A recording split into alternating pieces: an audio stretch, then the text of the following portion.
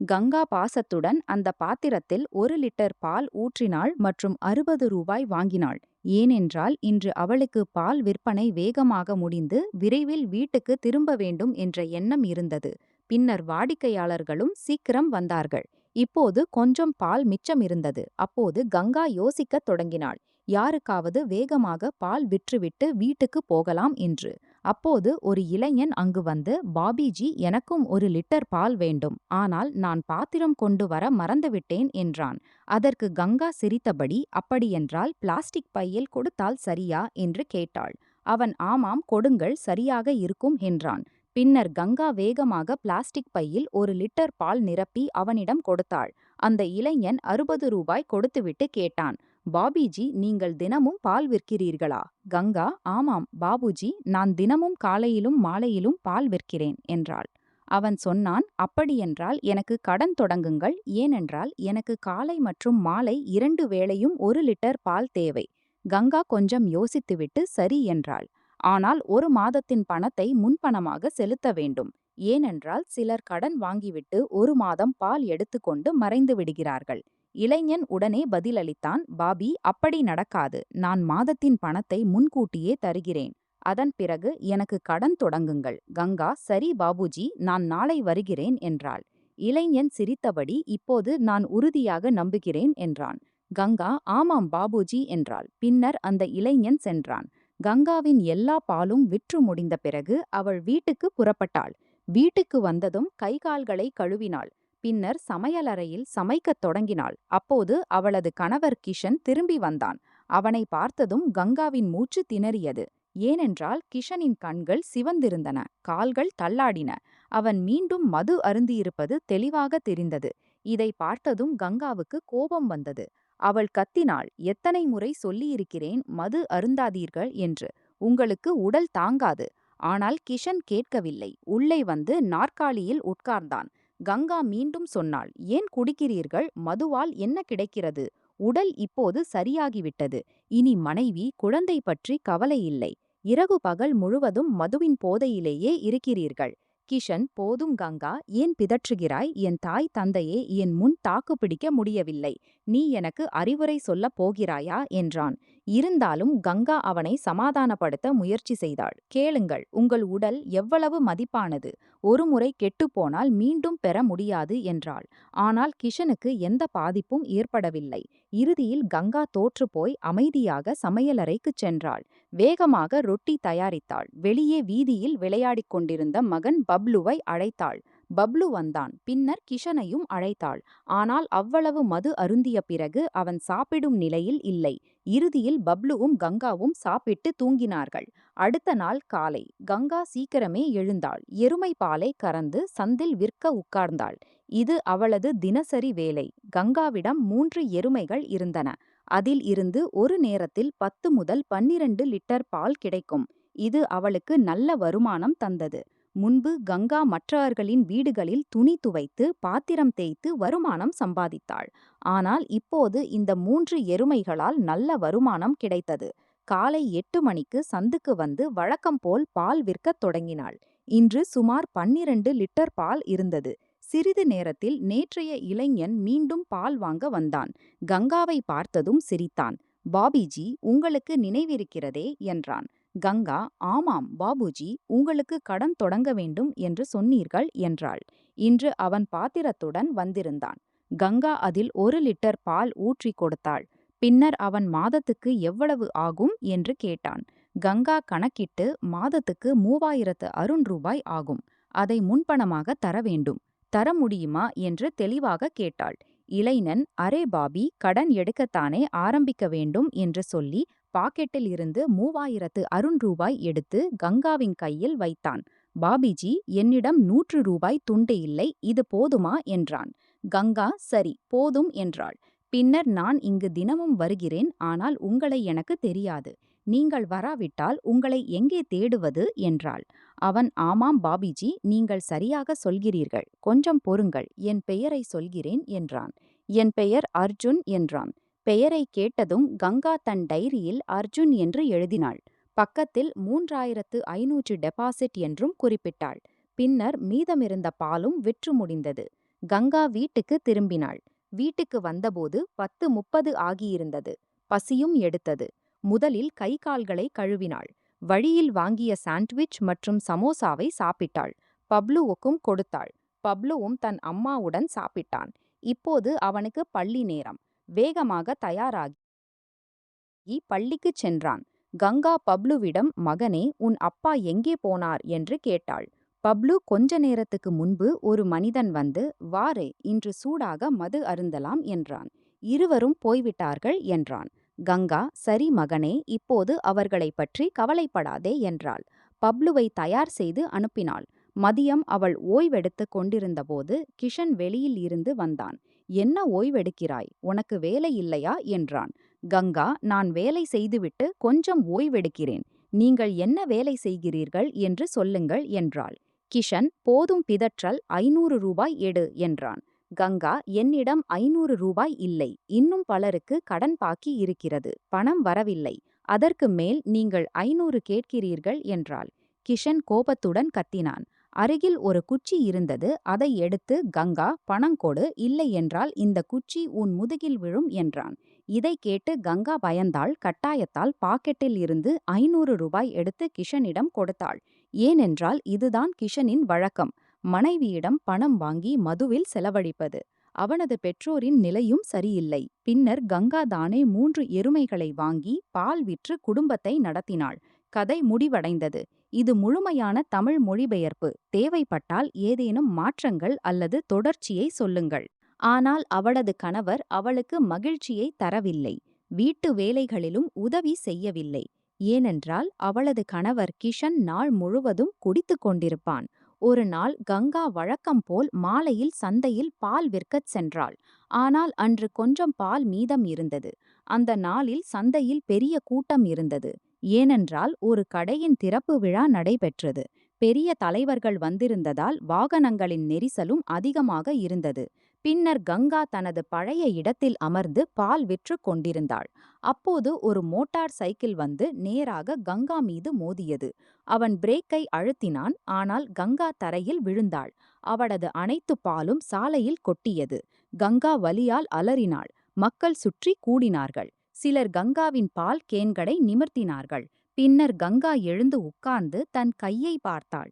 கைக்கு அதிக பாதிப்பு ஏற்படவில்லை. அப்போது அர்ஜுன், அவள் பால் உதவி வாங்குபவன், அங்கு வந்தான். கவலையான குரலில், பாபிஜி, அதிகம் அடிபடவில்லையே என்றான். பின்னர் அவன் கங்காவின் கைக்கு அருகில் அமர்ந்து கவனமாக பார்த்தான். பாபிஜி, காயம் ஏற்பட்டிருக்கிறது. இப்போது ட்ரெஸ்ஸிங் செய்து கொள்ள வேண்டும் என்றான். கங்கா வேண்டாம் வேண்டாம் என்றாள். ஆனால் அர்ஜுன் அவளது கையை பிடித்து, பாபிஜி, ட்ரெஸ்ஸிங் அவசியம் என்றான். அப்போது கூட்டம் மெதுவாக குறையத் தொடங்கியது. சிலர் மோட்டார் சைக்கிள் ஓட்டிய சிறுவனை திட்டினார்கள். கங்கா வேண்டாம், அவனை விட்டுவிடுங்கள். அவன் சிறு பையன். இதற்கு அவனது தவறு இல்லை, அவனது பெற்றோர்களின் தவறு. சிறு வயதிலேயே வாகனம் கொடுத்து விடுகிறார்கள் என்றாள். பின்னர் அர்ஜுன், வாருங்கள், உங்களை மருத்துவமனைக்கு அழைத்துச் செல்கிறேன் என்றான். டாக்டர் கங்காவின் கையை பார்த்து பேண்டேஜ் கட்டினார்.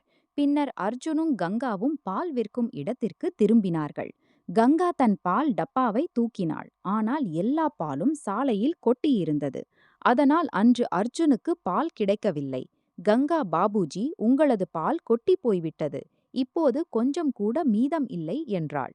அர்ஜுன், பாபுஜி, பிரச்சனை இல்லை. உங்களுக்கு அதிக காயம் ஏற்படவில்லை என்பதே பெரிய விஷயம் என்றான். அவனது வார்த்தைகள் கங்காவுக்கு மிகவும் நன்றாக இருந்தன. அவளுக்கு அவனிடம் சொந்த உணர்வு ஏற்பட்டது. அவள் அர்ஜுனுக்கு நன்றி தெரிவித்தாள். அர்ஜுன், பாபுஜி, என்னை என் பெயரால் அழையுங்கள். எனக்கு நன்றாக இருக்கும் என்றான்.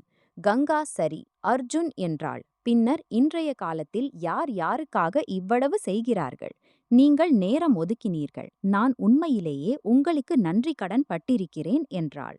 அர்ஜுன், அரே பாபி, இதில் என்ன பெரிய விஷயம்? மனிதன் மனிதனுக்கு உதவி செய்வது மனித கடமை. நாம் ஒருவருக்கொருவர் உதவி செய்யாவிட்டால் உலகம் எப்படி இயங்கும் என்றான். அந்த நேரத்தில் கங்காவுக்கு அர்ஜுனின் இயல்பும் பேச்சும் மிகவும் பிடித்திருந்தது. பின்னர் கங்கா, இன்று உங்களுக்கு பால் கிடைக்கவில்லையே, எங்கிருந்து பால் வாங்குவீர்கள் என்றாள். மீண்டும் அர்ஜுன், கேளுங்கள், என் வீட்டில் கொஞ்சம் பால் இருக்கிறது. நான் உங்களுக்காக எடுத்து வருகிறேன் என்றாள். அர்ஜுன், வேண்டாம் பாபி, தேவையில்லை. இன்று நான் சந்தையில் பால் பாக்கெட் வாங்கிக் கொள்கிறேன் என்றான். கங்கா சரி, இன்று நீங்கள் பார்த்து கொள்ளுங்கள், நாளை நான் உங்களுக்கு அதிக பால் தருகிறேன் என்றாள். அர்ஜுன் சரி என்று சொல்லி வீட்டுக்குச் சென்றான். பின்னர் கங்காவும் கேனை தூக்கிக் கொண்டு வீட்டுக்குச் சென்றாள். வீட்டில் கிஷன் குடித்துவிட்டு படுத்திருந்தான். பப்ளு வெளியில் விளையாடிக் கொண்டிருந்தான். கங்கா அவனை அழைத்து உள்ளே அழைத்து வந்தாள். கிஷனிடம் பாருங்கள், இன்று ஒரு சிறுவன் மோட்டார் சைக்கிளை என் மீது ஏற்றினான். எனக்கு டிரெஸ்ஸிங் செய்ய வேண்டியதாயிற்று என்றாள். கிஷன் பொய்யான பேச்சு வேண்டாம், நீ பொய் சொல்கிறாய் என்று பதில் சொன்னான். இறுதியில் கங்கா அமைதியாக சமையலறைக்குச் சென்று உணவு தயாரித்தாள். மகனே, வெளியில் பல வாகனங்கள் ஓடுகின்றன, கவனமாக விளையாடு, இல்லையென்றால் உனக்கும் அடிபடும் என்றாள். பப்ளு அருகில் வந்து கங்காவை கவலையுடன் பார்த்தான். அம்மா, நீங்கள் எங்களுக்காக எவ்வளவு செய்கிறீர்கள், இன்று உங்களுக்கு காயமும் ஏற்பட்டது என்றான். கங்கா இல்லை மகனே, நான் சரியாகி விடுவேன் என்று சொல்லி பப்ளுவை அணைத்துக் கொண்டாள். இப்போது கங்கா தினமும் பால் விற்கச் செல்வாள். அர்ஜுனும் அவளை சந்திப்பான். இருவருக்கும் இடையே பல பேச்சுகள் நடக்கும். ஏனென்றால் கங்கா பால் விற்கச் செல்லும்போது அர்ஜுன் கொஞ்சம் முன்னதாகவே வருவான். அவனது இயல்பு மிகவும் நல்லதாக இருந்ததால் கங்கா அவனுடன் பேசி மனம் இலேசாகிவிடும். ஒருமுறை கங்காவுக்கு பணம் மிக அவசரமாக தேவைப்பட்டது. அவள் பலரிடம் கேட்டாள், ஆனால் யாரும் கொடுக்கவில்லை. பின்னர் அர்ஜுனிடம் எனக்கு கொஞ்சம் பணம் தேவை, 3-4 மாதத்தில் திருப்பித் தருகிறேன் என்றாள். அர்ஜுன் எதுவும் யோசிக்காமல் 900 ரூபாய் கொடுத்தான். முக்கிய விஷயம் என்னவென்றால் அர்ஜுன் அதில் எந்த வட்டியும் வாங்கவில்லை. வெளியில் இருந்து அவ்வளவு பணம் கடன் வாங்கியிருந்தால் அதிக வட்டி கொடுக்க வேண்டியிருந்திருக்கும். 3 பிப்ரவரி அன்று அர்ஜுன் பால் வாங்க வந்தான். அதன் பிறகு அவன் வரவில்லை. 7 நாட்கள் கழிந்தன. கங்கா அவனை பற்றி கவலைப்படத் தொடங்கினாள். அர்ஜுனின் மொபைல் எண் அவளது டைரியில் இருந்தது. அவள் அழைத்தாள். ஹலோ என்றாள். நான் அர்ஜுன் பேசுகிறேன் என்றான். பாபிஜி, நீங்கள் கங்கா தானே என்றான். கங்கா ஆம், நான் பால் விற்கும் கங்கா. 6-7 நாட்களாக நீங்கள் பால் வாங்க வரவில்லை, எல்லாம் சரியா என்றாள். அர்ஜுன் இல்லை பாபி, நான் வீட்டில் இருக்கிறேன் என்றான். கங்கா அப்படியென்றால் என்ன ஆயிற்று, ஏன் பால் வாங்க வரவில்லை என்றாள்.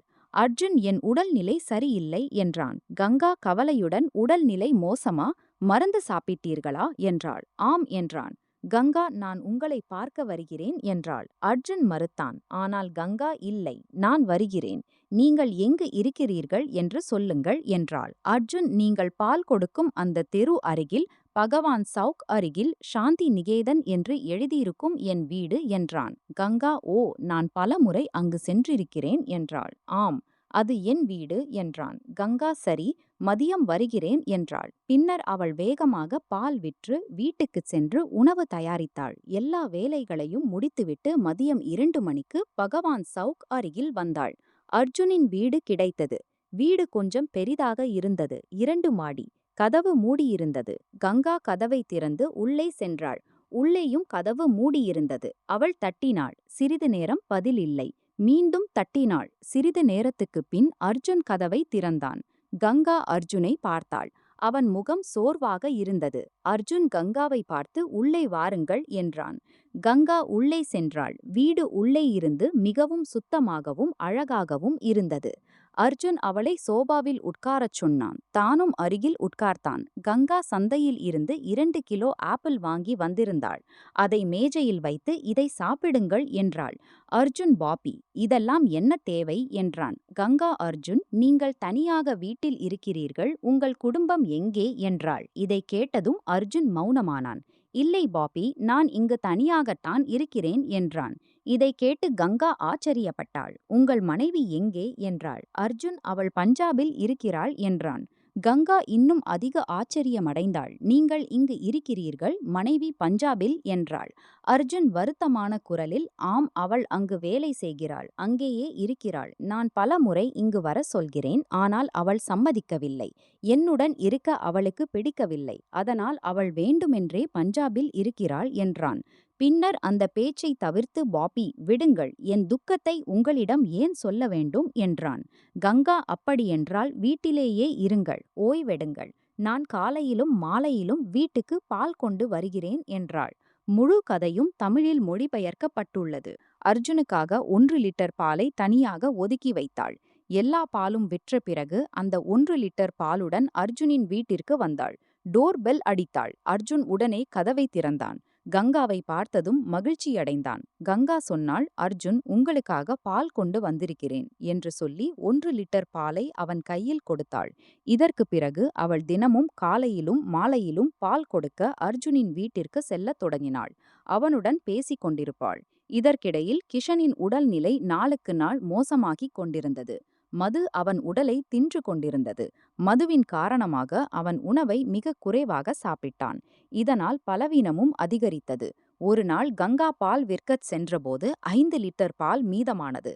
அதை வீட்டிற்கு எடுத்து வந்து கோவா பால் கட்டி தயாரித்தாள். பப்ளுவுக்கு இது மிகவும் பிடிக்கும். ஆனால் கிஷன் அதை சாப்பிட முடியவில்லை. ஏனெனில் அவனுக்கு மதுவே தேவைப்பட்டது.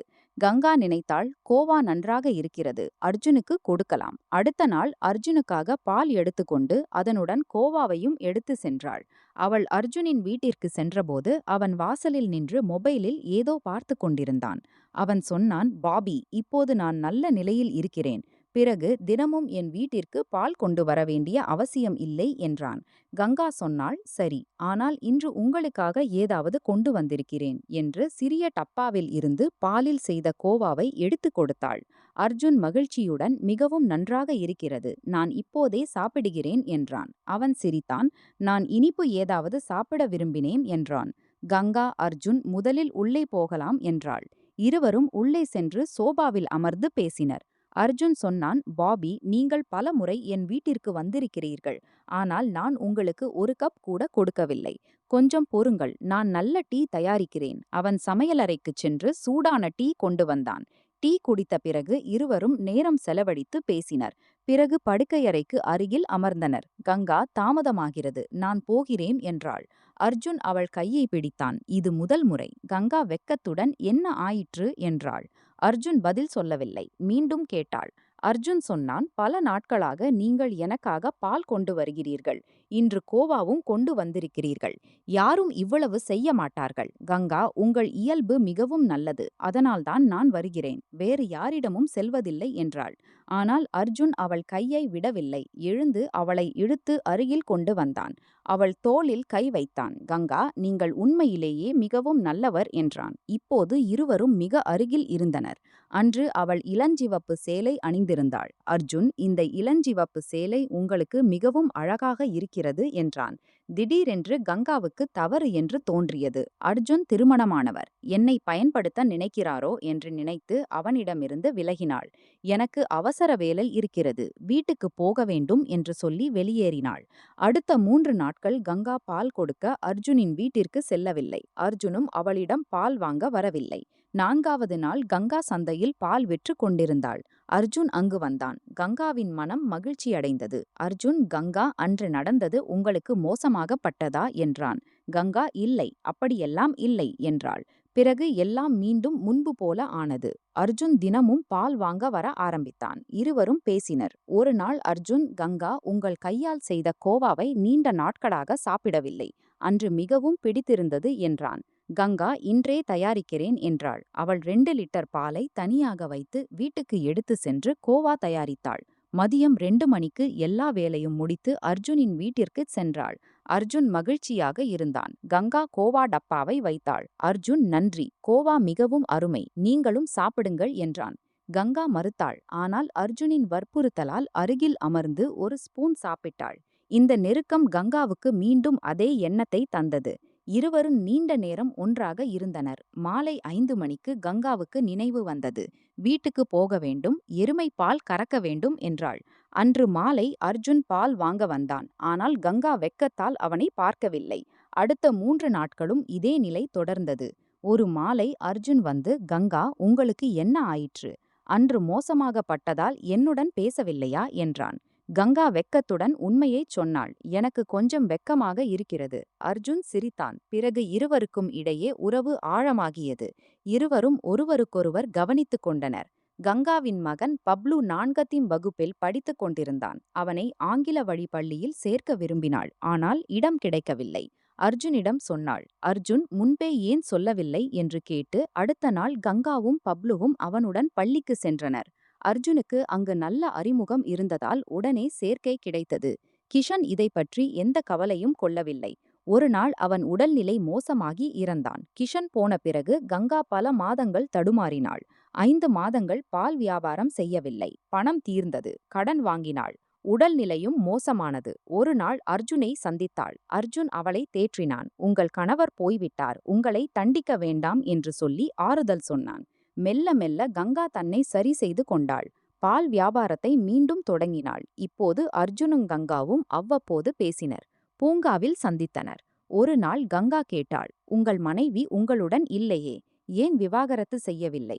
அர்ஜுன், அவள் தயாராக இருக்கிறாள், ஆனால் நான் இன்னும் கொடுக்கவில்லை.